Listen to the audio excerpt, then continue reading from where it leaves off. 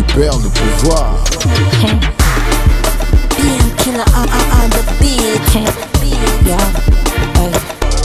On récupère le pouvoir.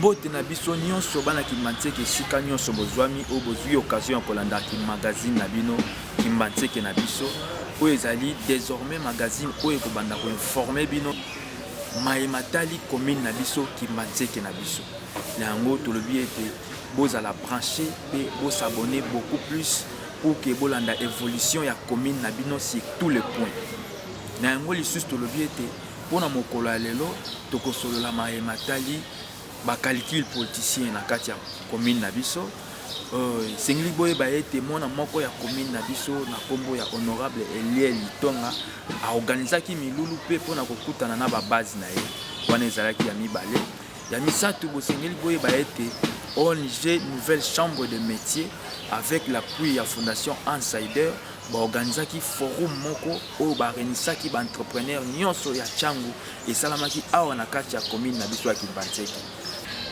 na mayematali ba calcul politicien bana Kimbantseke esengeli tozala mayele cette fois-ci tala tozali komona déjà sur le plan national lolenge nini ba tendance ekomi kosangana nyonso wana po bayeba ndenge nini ba planifier ba calcul na bango na yango toyebisaka biso ntango nyonso ke politicien nyonso asalaka mpona intérêt ya parti na ye mpe na intérêt ya ye moko na yango tozala mayele cette fois-ci na kati ya commune na biso na baélection ya 2018 tozalaki parmi bacommune oyo elalaki parce que tovotaki oyo bazalaki ya biso te donc tovotaki bana ya Kimbantseke te na yango tobandi koforme bino déjà kala mingi te bokozwa banotion électorale lolenge nini moto akoki kokende kovote lolenge nini moto akoki kovote mpe asengeli avote nani tala tozali kosouffrir lelo banzela ezali te lelo Kimbantseke délaissé lelo Kimbantseke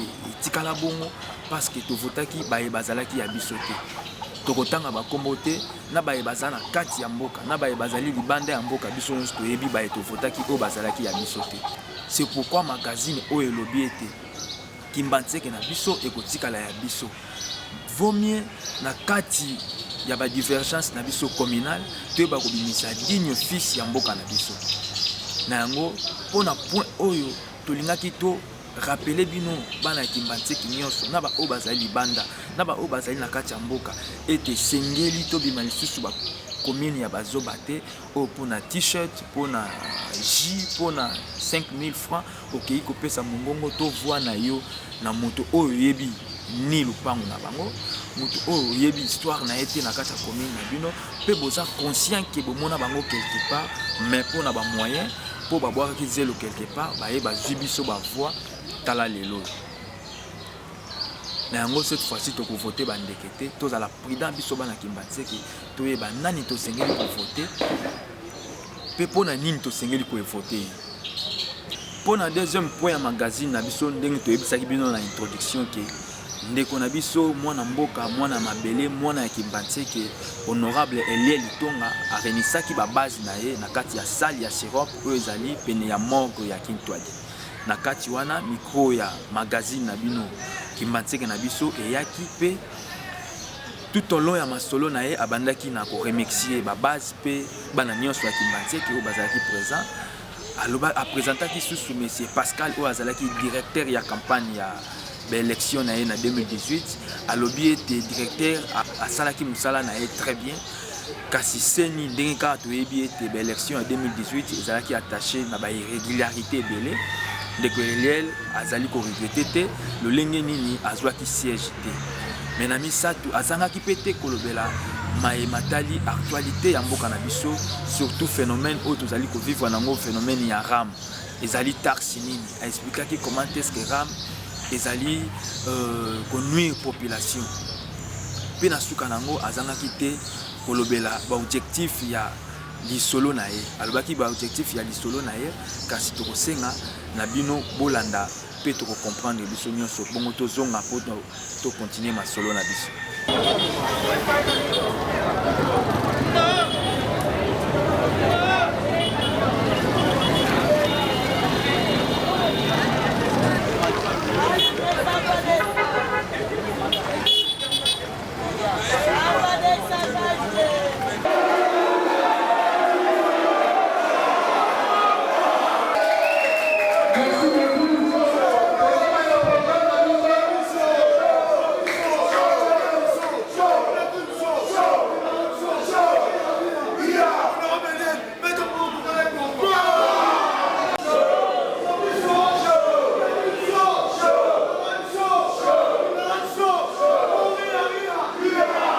béni de présence de yo et moi de Sabakata la biso et bande de Tekenosuka et nous faisons ma coquille de yo pour ne tirer la cause de Kimasek sopele yango afin que tant que Koloma Kolo Tomo Nantina Otoye et c'est comme ça que tu vas atteindre l'objectif de biso.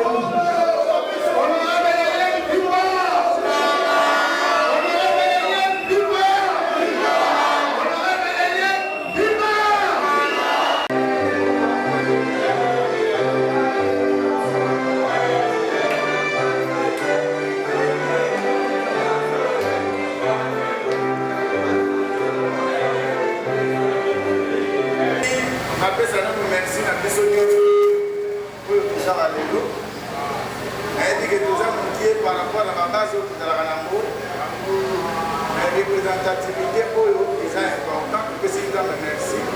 La perspective de merci. Nous avons bon, Dolomi Boye. C'est bon pour qui? Hors de la vision. Monte l'Issousou. Dolomi de solo là. Yamana Abana Bandama solo. Ok. Nalingina bandana par Kolobanabiso Boye. En quelques minutes seulement, Nalingina remercier Bino Nyoso. Pour que nous vous remercier, nous avons bandé pour yété. Nalingina remercier papa Bazawa, nous avons Bamutazi Bantu, nous avons Bamambula na période de campagne, nous avons Bamama au Tamboula na Bangawa. Donc merci beaucoup. Nous avons pilonné beleza na moni batata ba pasteur na moni ba mutashikuli botoyo moni ba tebelo na yebi tamba pambo la bilo bena papa kamba so fola na ba ngula na ka ina bandela wana poto ko kota na makabweza zerie mutra mutala na ide na nina lo baboyi to raisonner na ensemble yango na beto za la kimia bandeko na mwana oyo azuite na classe pour travailler mabe na mwana oyo bakati na professeur na mko mais a travailler ki malamu nani na bango mibale azuite remercier bino nyonso eloko ya liboso oyo nasangise biso awa lelo eza pour remercier d'abord pour na soutien na bino na 2018. C'est vrai que promulgation ya barésultat eza oyo tozelaki te, mais c'est aussi vrai que comment nous avons bâti les restes, il y a ma candidate. C'est pourquoi c'est important dans un pays qui se fait sérieux qu'on réfléchisse. Je vous donne deux exemples seulement pour l'attendre, pour ma Kabagoloba, comment vous pouvez expliquer un député qui n'a reçu que 800 voix, a pris ma député, mais mon doigt a 10 000 voix à l'état député. Vous expliquez ça dans la logique dit. Une liste où il y a 3-4 personnes qui ont eu 10 000, 6 000 et le mois de voix à plus de 5 000 voix. Et vous avez une autre liste où il y a des gens, basés par 400 voix, par 800 voix, et le plus élu dans le monde attend à 2 000 voix. Vous voyez, si vous avez une liste, on a 2 000, et qu'on dit ça, mais pas 10 000, on dit ça, soyons sérieux quelque part. Il ne faut pas nous prendre tous pour des cons. Votre bon sens. Aïe dit que le résultat, on est là qui biaisé. Mais qu'à cela me tienne, on est là où on est. Bon de la biseau. Bon de la biseau. Bandeko. Les gens qui ont la salle de Papa Pascal Télémana. Paolo m'a dit Papa Pascal. Pour la dame de la Douane.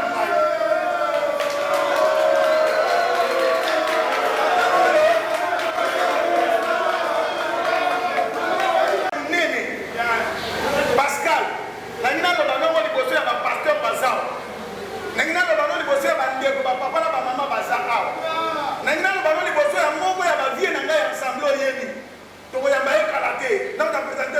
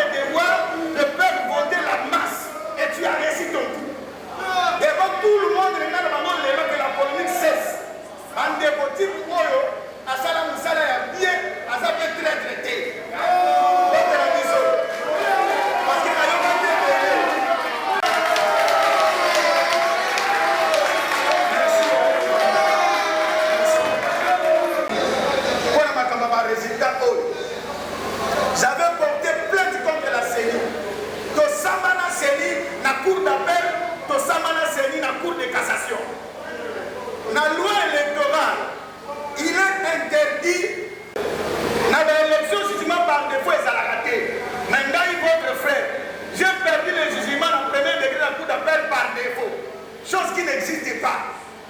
Deuxième élément, quelqu'un a cours à cassation. La cour de cassation, sommet à ma capitale d'élection, n'a pas de résultat dans le la cour constitutionnelle, l'élo. Dans le monde, on a un avocat dans le mais bande pour nous, on a samba dans la salle. À ce moment-là, on a droit à une intervention. Il y a ici le président Moïse, président de la cour, il y a cassation à l'époque. Alors, il y a le papa, président. Mais au monde, on a quelques types qui ont gagné l'élection. Parce que Atali Noumogo. Résultat, on a saigné un peu ça qui n'a. Alors, il y a un voix dans Zouaki. Il y a 4562 voix. Résultat, on a saigné. Après ça, qui n'a cours d'appel, il y a ma tête. Il y a 6000 dans il y a ma voix. Résultat, on a saigné. Après ça, qui n'a cours de cassation. Il y a 5000 quelque chose de voix. Résultat, on s'est dit, Ayaki n'a pas ma bombe. Et ça a plus de 8000 voix. Voilà qui s'en a vérité. N'a pas combien de voix. On devait écouter les kaki. Il y a mon angaï, de Bonabino. N'a pas regretté les kaki. Après, c'est quand on a merci à Yémi. Batouni, on se bat si chaque abisso. Tant que vous allez en fonction, vous devez travailler bien que. Vous devez travailler bien que. Pour que ça vous sala. Pour continuer à poser qui mouta. Pour bandagi pour le bango. Paolo Bazalakananga, la campagne d'expliquer la réalité dans la réalité dans l'Assemblée est avec la majorité, la minorité. Mote la biso. Oh, pare bangona biso. Nata na biso. Nata ya lelo. Anani basala ki musala. Quelle est la vérité? Mote la biso. Salaki. Il faut à un moment donné assumer responsabilité à mes rêves na biso. Na lingina kene moulaï te pour ma bana lobby que na doki mamba mona lèvre. Comment ya pour mettre oya zana ki mbatse ke lelo.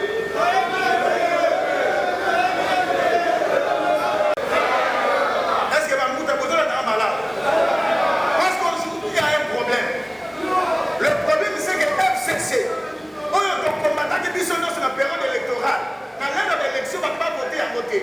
A commis chouchou ya ba groupe nyonso. Et dans la mouka, et dans la union sacrée. Mais on ne vous dit pas la vérité. Par exemple, dans l'information, vous avez malin que Martin Fayoulou, dans le groupe à la mouka, va salir rapprochement vers FCC. Vous l'avez dit un mot déjà. Or, dans FCC, nous devons ignorer que la situation est commise de plus en plus difficile. Et ça, sécurité. Nous sommes dit qu'il y a des problèmes aujourd'hui internes dans ce pays. Problème par exemple, il y a madame, il y a constitution, où le pouvoir en place et appliqué, la gratuité de l'enseignement. Nous saluons. Mais quels sont les résultats aujourd'hui? Parce qu'on ne juge pas quelque chose parce qu'on a fait poser l'acte. Mais on juge l'acte par les réalisations, on juge l'acte par les résultats. Quel est le résultat de la gratuité aujourd'hui? On est contre le président Félix Tshisekedi. Pourquoi je ne suis pas contre cet homme? Pour deux grandes raisons. Première raison, cet homme s'est battu. Il a pris les risques pour ce pays. Alors que dans la contre, c'est trop dangereux. Dans le niveau, nous sommes contre Félix Tshisekedi. Pour l'année. Mais si nous sommes que monsieur le président, donnez-nous la maman à manger. Et si nous sommes monsieur le président, la rame ça tue. La rame ça tue. Et si nous sommes monsieur le président, la gratuité a réduit encore l'enseignement à niveau assez collègue. Il faut revoir ou réfléchir à la méthode que nous pouvons mettre en place pour stabiliser cette chose. Sinon, tous autres qui sont en dérive, tout le monde a réfléchi, il y a rien de mal à cela. Tout le monde a réfléchi, tout le monde a qu'est-ce qu'on peut aménager. Qu'est-ce qu'il y a de mal à cela? Sommes le Bigongo, aux contre le président de la République, aux contre la gratuité. Soyons sérieux. Et si comme un Cameroun, tant la madame, tu l'as malade. Si quand même famille là, on a séparé, on a séparé de l'équipe. Un homme Félix, c'est dans le pouvoir. Il a séparé, c'est dans le mal. Et l'on va les bosser. Kabila Longwe. Sérieux, oh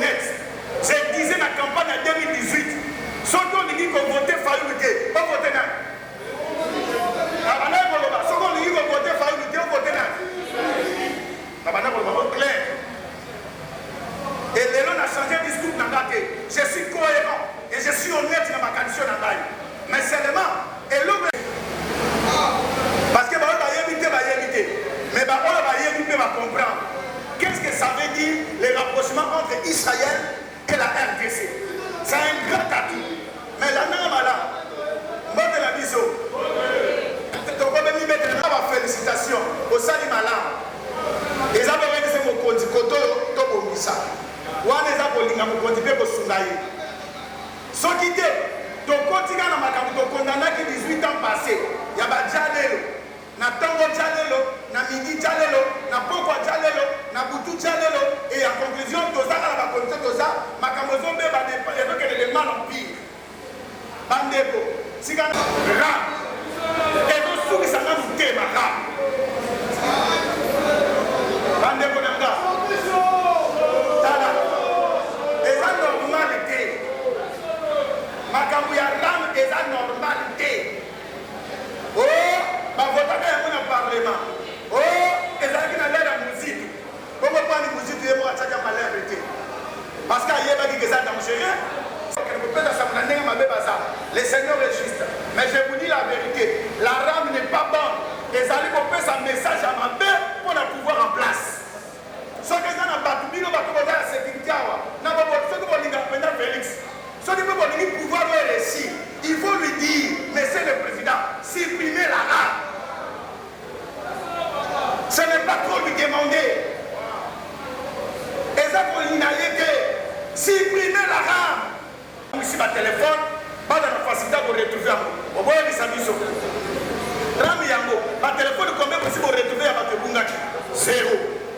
Ma tout le ministre, papa Yabi Sabisonal. Alors, au moins, il y a des Zaliwana, et Zalibet, si pour ma téléphone, il y a pirates. Ma téléphone à Mayouya, et ça fait une façon de la Mambo, à Tagi Aliman, à Tagi Sokin Bokadi, vous avez vu la rame où?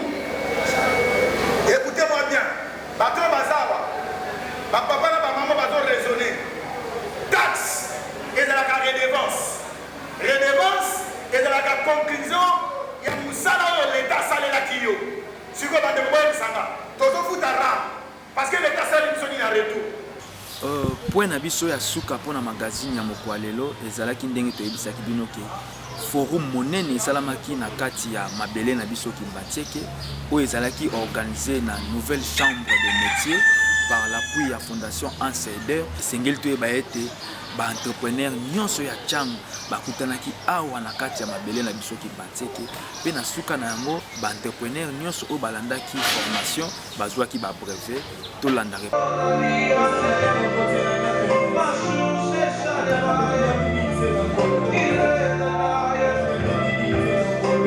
Les fondations allemandes qui collaborent avec NCM, surtout dans ses activités ici à Njili, Kimbantseke, depuis plusieurs années. Donc, thème et allélo, les impact de l'entrepreneuriat dans le développement socio-économique de la RD Congo, regard sur les activités des artisans, micro, petits entrepreneurs. Si vous avez un programme, monsieur le secrétaire général a présenté, a invité, après, il a fait sa vision Tinanini, Forum Oyo, Saleni. Et après, les choses, il a fait sa vision exposée pour une activité entrepreneuriat, les lots dans le Canadiso. Sans plus tarder, le secrétaire général, NCM, M. Daniel Bianga, a vous la parole pour présenter les invités de Touzali à Lélo. Je vais vous dire que nous avons apporté mon camp. Par contre, ce que nous avons et on va se présenter au fur et à mesure. Na liboso avec le Wandi, nous avons le beau Konangaya Mobali, nous avons M. Pascal Wenjo, le directeur de KDA, le centre de formation, il y a des entrepreneurs. ye azali partenaire ya fondation ACDR ye azali directeur ya KDA Papa Pascal obetele maboko ya association AAPEC pe azali moko ya ba collaborateur ya nouvelle chambre de métier autre va dire que ça est longo et c'est Patrick Touli tele maboko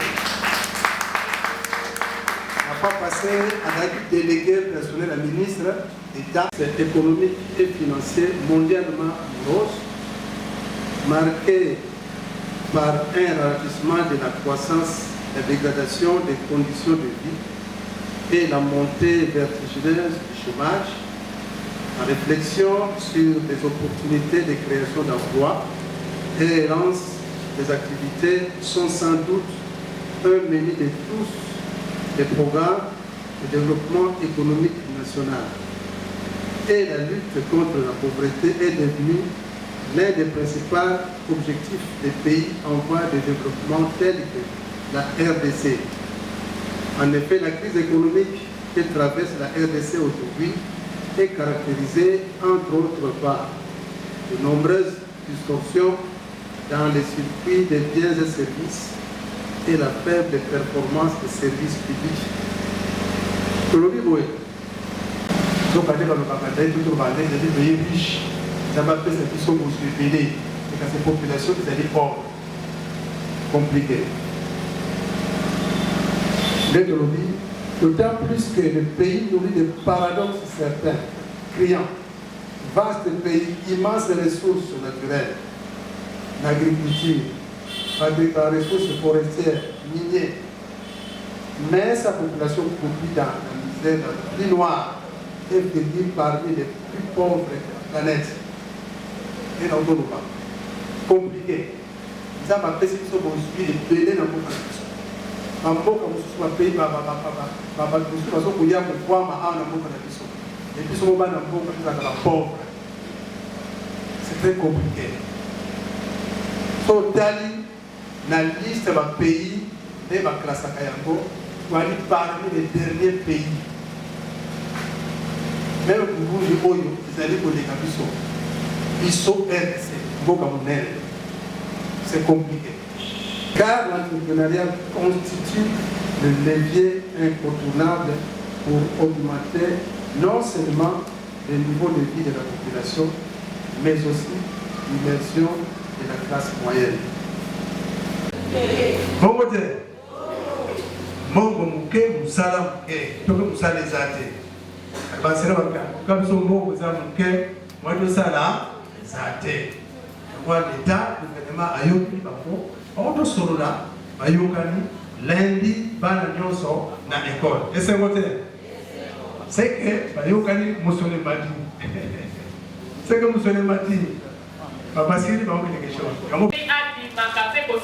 Voyage d'affaires. Voyage d'affaires au Kobi Borokena Mikili Mosusu. Atasoki bakoyoka français que bakoyoka lingala te, mais langage d'affaires bako comprendre. Donc il faut pas comprendre yango biso awa na koko esengeli batangisa yango. Soki ezali na sango oyo nakoki kopesa ezali wana ezalaki elema ya suka oyo tobongiselaki bino mpona samedi ya lelo kasi boyeba ete tokomi na suka ya magazine na bino Kimbanzeke na biso. Kimbanzeke na biso eye mpona kolakisa bino nyonso bozwami libanda ya Kimbanzeke, bozwami libanda ya mboka. Bosabone massivement na chaîne na bino La Réalité TV. La Réalité TV avec votre magazine de chaque jour, de tous les temps au Bogwanoé, la réalité même ya bandeko na bino. Awa tobanda ko retracer la vie quotidienne ya commune à Kimbanzeke. Tobanda ko éveiller conscience ya ba jeune. Tobanda ko lamusa ba o ba jeune ba lali pour être avenir ya commune na biso ezali se na maboko na biso. Na yango tokobeta susu c'était magazine oyo salami pona ko tindika bana Kimbanzeke bakende liboso. Tous en partie prêté, tous allez payer la tendance mon côté. Moi, qui m'a dit que oh nion ça allait que ça la malam. Pour avancement, il y a commune naie, pour y battre micro et caméra, il y a qui m'a dit que na bino et zali peine naie, et zali peine naie.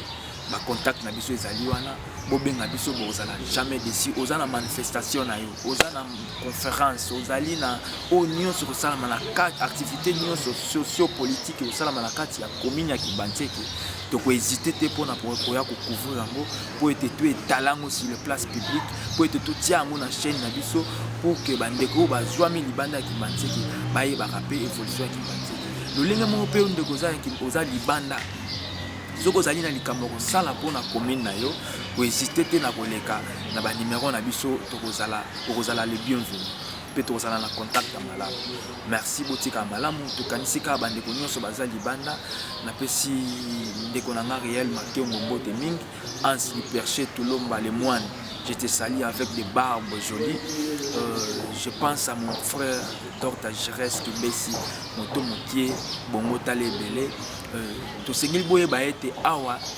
esika tozwami ezali na kati ya lupango ya bawumbu esika oyo bakunda fongandu esika oyo bawumbu oyo babengi ka bawumbu mwana nyonso ya Kibanzeke oyo ayebi Kibanzeke bien ayebi esika oyo donc bohésite te bobenga biso bokozala jamais déçu merci botika malamu bolanda biso mbala ya nsima magazine na bino Kibanzeke na biso bye. On récupère le pouvoir.